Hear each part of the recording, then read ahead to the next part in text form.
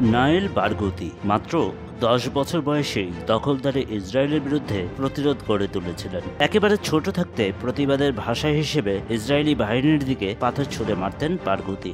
দেয়ালে দেয়ালে লিখতেন দখলদারির বিরুদ্ধে স্লোগান। 70 দশকের মাঝামাঝি বারগুতি তার ভাই ওমর ও চাচাতো ভাই ফকরির সঙ্গে মিলে ইসরায়েলি বাহিনীকে নিশানা বানাতে থাকেন। এর ধারাবাহিকতায় 1977 সালের ডিসেম্বরে মাত্র 20 বছর বয়সে বারগুতি প্রথম গ্রেপ্তার হন ও কয়েক মাস ইসরায়েলের কারাগারে বন্দী থাকেন। 2011 সালে হামাস গিলাদ শালিত বন্দী বিনিময়ের অংশ হিসেবে নায়েলকে মুক্ত করে এনেছিল। তখন অধিকৃত পশ্চিম তীরের রামাল্লার কাছে নিজ শহর ওভাবে ফেরেন তিনি। তবে সেই ছাড়া পাওয়া খুব বেশি দিনের জন্য হয়নি। 2014 সালে ইসরায়েল বারগুতিকে আবারও গ্রেপ্তার করে। চুক্তির শর্ত ভাঙার অভিযোগ আনা হয় তার বিরুদ্ধে। পুনর্বহাল করা হয় ইতিপূর্বে তাকে দেওয়া যাবজ্জীবন কারাদণ্ড।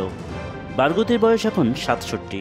এখন তিনি বার্ধক্যে উপনীত। শেষমেশ ইসরায়েলের কারাগার থেকে মুক্তি পেয়েছেন তিনি। তবে এর আগে তার জীবনের প্রায় 2/3 সময়ই কেটে গেছে ইসরায়েলের কারাগারে বন্দী থেকে। ফিলিস্তিনি নাগরিক নায়েল হলেন বিশ্বের সবচেয়ে দীর্ঘ সময় কারাগারে কাটানো রাজনীতিক। বিশ্বের সবচেয়ে দীর্ঘ সময় কারাগারে থাকা রাজনীতিবিদ হিসেবে 2009 সালে গিনেস ওয়ার্ল্ড রেকর্ডসে তার নাম উঠেছে। ফিলিস্তিনি বন্দীদের ডিন বা প্রধান হিসেবেও পরিচিত তিনি। বয়স আর দুঃসহ কারাজীবনে অনেকটা নাজুক হয়ে পড়া নায়েলকে মুক্তি দেওয়া হয়। টানা 15 মাস বিরামহীন হামলা চালিয়ে গাজা উপত্যকাকে নরকে পরিণত করে সম্প্রতি ফিলিস্তিনের স্বাধীনতাকামী সংগঠন হামাসের সঙ্গে যুদ্ধবিরতিতে উপনীত হয় ইসরায়েল।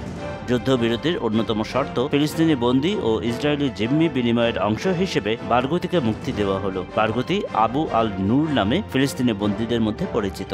বারগুতির পরিবার বলেছে, এবার মুক্তি পেয়ে ফিলিস্তিনের বাইরে নির্বাসিত জীবন কাটাতে সম্মত হয়েছেন তিনি। এই শর্তে ইসরায়েল তাকে আবার গ্রেপ্তার হওয়া থেকে মুক্ত থাকার কিছুটা স্বাধীনতা দিয়েছে। রামাল্লার উত্তরে ফিলিস্তিনি গ্রাম কোবারে 1957 সালের 23 অক্টোবর জন্মগ্রহণ করেন বারগুতি। ফিলিস্তিনে ব্রিটিশ ও ইসরায়েলি দখলদারের বিরুদ্ধে লড়াইয়ে সামিল হওয়া ঐতিহ্যবাহী একটি পরিবারে জন্ম তার। বারগুতির বাবাও ব্রিটিশ বাহিনীর হাতে আটক হয়েছিলেন। চাচা 1936 সালে গ্রেট আরব রিভোল্টের সময় নিহত হন।